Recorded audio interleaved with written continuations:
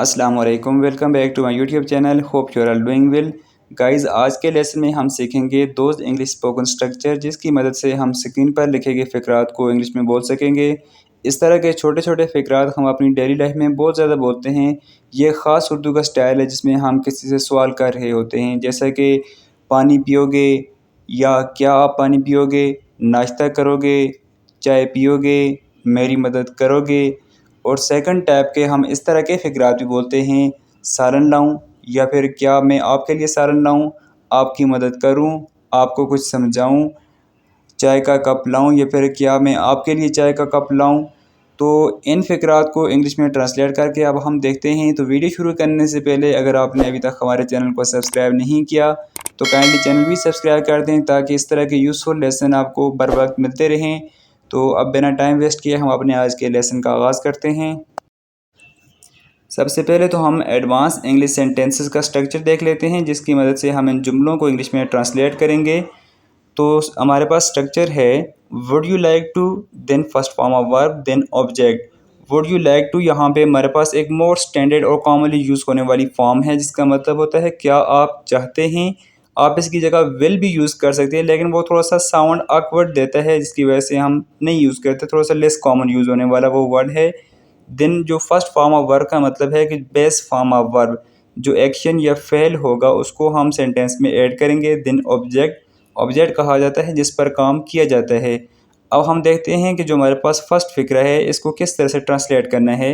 चाय पियोगे, आप यहाँ पर यह भी कह सकते हैं क्या आप चाय पियोगे, लेकिन आप हम एक मुख्तसर सा फ़िक्रा यूज़ करते हैं, चाय पियोगे, पानी पियोगे, यानी कि पूरा हम जुमला नहीं इस्तेमाल करते, मुख्तसर सी बात करते हैं। अब इसको इंग्लिश में कैसे ट्रांसलेट करना है।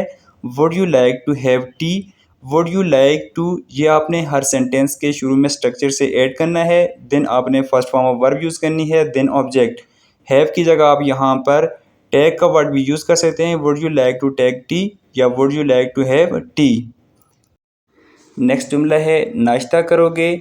आप यहाँ पर यह भी कह सकते हैं क्या आप नाश्ता करोगे, लेकिन हम मुख्तसर से ही अल्फाज अदा करते हैं, जैसे कि नाश्ता करोगे। तो इंग्लिश में क्या ट्रांसलेशन होगी, would you like to have breakfast. जैसे कि मैंने कहा कि वुड यू लाइक टू ये हम हर सेंटेंस के शुरू में ऐड करेंगे।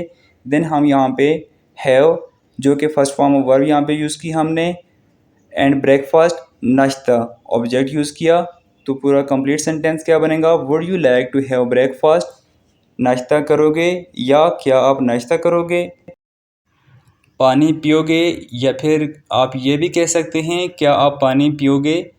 तो ऐसे जो भी हमारे पास जुमले होंगे उनके शुरू में हम स्ट्रक्चर से वुड यू लाइक टू को ऐड करेंगे, और देन हम यहाँ पर फर्स्ट फॉर्म ऑफ वर्ब का यूज़ करेंगे, देन ऑब्जेक्ट का। तो हमारे पास कंप्लीट सेंटेंस क्या बना, would you like to have water, क्या आप पानी पियोगे, या फिर आप पानी पियोगे। नेक्स्ट फ़िक्रा है, खेलने जाओगे, या फिर आप जैसे ये भी कह सकते हैं क्या आप खेलने जाओगे। तो ट्रांसलेशन क्या होगी, would you like to go to play. Would you like to आपने स्ट्रक्चर से ऐड किया, और गो यहाँ पे first form of verb use हुआ जाने के लिए, और टू प्ले खेलने के लिए। Would you like to go to play, क्या आप खेलने जाओगे। काम करोगे, या फिर क्या आप काम करोगे। तो इंग्लिश में ट्रांसलेशन होगी, would you like to do the work. यहाँ पे वुड यू लाइक टू हमने स्ट्रक्चर से ऐड किया, और डू का मतलब है करना, यानी किसी काम का करना। द वर्क, वर्क कहते हैं काम को। Would you like to do the work, क्या आप काम करोगे। कहानी सुनोगे, would you like to listen to the story. Listen का मतलब है सुनना, और स्टोरी कहते हैं कहानी को। Would you like to listen to the story, क्या आप कहानी सुनोगे। मुझसे बात करोगे, would you like to talk to me. Talk का मतलब है बात करना, और मी यहाँ पर एज अ प्रोनाउन आई का यूज़ हुआ है मुझे। Would you like to talk to me, मुझसे बात करोगे। बाज़ार जाओगे, या फिर आप ये भी कह सकते हैं क्या आप बाज़ार जाओगे। Would you like to go to the market. Go यहाँ पे फर्स्ट फॉर्म यूज़ हुआ है जाने के लिए, और मार्केट मीन बाज़ार। Would you like to go to the market, क्या आप बाज़ार जाओगे। चाय बनाओगे, या फिर आप ये भी कह सकते हैं क्या आप चाय बनाओगे। Would you like to make tea. Would you like to make tea, क्या आप चाय बनाओगे। पकौड़े खाओगे, would you like to eat fritters. Fritters कहा जाता है पकोड़े को। ईट का मतलब है खाना। Would you like to eat fritters? क्या आप पकोड़े खाओगे? यहाँ बैठोगे। Would you like to sit here? Would you like to sit here? Sit का मतलब है बैठना और हेयर का मतलब है यहाँ। तो कंप्लीट सेंटेंस क्या बनेगा? Would you like to sit here? घर वापस जाओगे या फिर क्या आप घर वापस जाओगे? Would you like to go back home? Would you like to go back home? क्या आप घर वापस जाओगे? ये 3 स्टेटमेंट हैं और इसी स्ट्रक्चर को आपने फॉलो करते हुए इन 3 स्टेटमेंट को इंग्लिश में ट्रांसलेट करना है और इनका आंसर आपने कमेंट सेक्शन में ज़रूर देना है। जैसे कि है पिज़्ज़ा खाओगे या फिर क्या आप पिज़्ज़ा खाओगे? क्या आप म्यूज़ियम जाओगे या फिर क्या आप म्यूज़ियम जाओगे? क्या आप फ़िल्म देखोगे या फ़िल्म देखोगे? इनका आंसर आपने कमेंट सेक्शन में ज़रूर बताना है। सेकंड टाइप के हमारे पास जो फ़िक्रात थे उनके लिए हम यूज़ करेंगे structure shall plus subject plus first form of verb then object और लास्ट में क्वेश्चन मार्क। हमारे पास इस तरह के जो भी जुमले होंगे जैसे कि क्या मैं आपके लिए कुछ लाऊं या फिर आपके लिए कुछ लाऊं, उन जुमलों के शुरू में आप इंग्लिश में ट्रांसलेट करते वक्त शेल को ऐड करेंगे। देन आपके पास जो सब्जेक्ट होगा उसको ऐड करेंगे सेंटेंस में। Then first form of verb और आईएनजी। देन यहाँ पे ऑब्जेक्ट। जैसे कि इस जुमले को हम इंग्लिश में ट्रांसलेट करते हैं, क्या मैं आपके लिए कुछ लाऊं?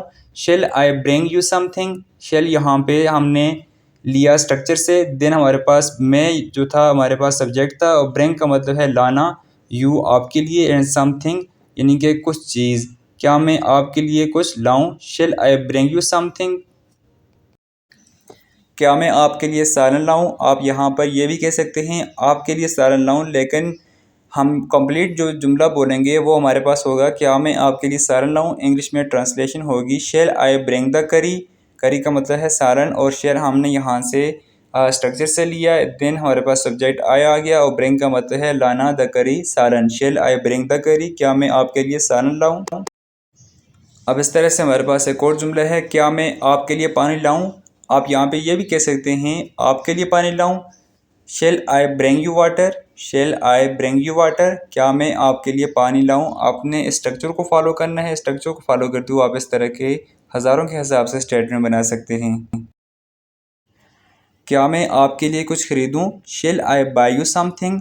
शेल यहाँ पे हमने स्ट्रक्चर से लिया, आई यहाँ पे एज अ सब्जेक्ट यूज़ हुआ, बाय यहाँ पे फर्स्ट फॉर्म यूज़ हुआ और यू यहाँ पे डायरेक्ट ऑब्जेक्ट के तौर पे यूज़ हुआ और समथिंग यहाँ पे इनडायरेक्टली ऑब्जेक्ट के तौर पर यूज़ हुआ। हमारे पास कंप्लीट सेंटेंस बना shall I buy you something? क्या मैं आपके लिए कुछ खरीदूं? क्या मैं आपके लिए मेज़ साफ़ करूं? आप ये भी कह सकते हैं आपके लिए मेज़ साफ़ करूं। दोनों सूरतों में जो जुमला होगा वो सेम ही सेंस देगा, सेम आइडिया देगा। Shall I clean the table for you? Shall I clean the table for you? क्या मैं आपके लिए मेज़ साफ़ करूं? लास्ट स्टेटमेंट है हमारे पास दो, क्या मैं आपको कुछ समझाऊं या फिर आपको कुछ समझाऊं? क्या मैं आपके लिए दूध लाऊं या फिर आपके लिए दूध लाऊं? दोनों सूरतों में सेम ही सेंस देते हैं दोनों जुमले। ऊपर हमारे पास जो स्ट्रक्चर है shall plus subject plus first form then object, आपने स्ट्रक्चर को फॉलो करना है और इन दोनों स्टेटमेंट को इंग्लिश में ट्रांसलेट करके अपना आंसर जो है वो कमेंट सेक्शन में ज़रूर सेंड करना है। जब आप ट्राई करेंगे इनको इंग्लिश में ट्रांसलेट करने की तो दिन आपके अंदर इम्प्रूवमेंट भी होगी और आपको यह भी फील होगा कि आपने हमारी वीडियो से क्या कुछ सीखा या फिर आपके अंदर कुछ इम्प्रूवमेंट आई है या नहीं आई। तो दिन आपने लाजमी इन दोनों स्टेटमेंट को इंग्लिश में ट्रांसलेट करके कमेंट सेक्शन में आंसर अपना ज़रूर सेंड करना है। होप सो कि आज का लेसन आपको पसंद आया होगा।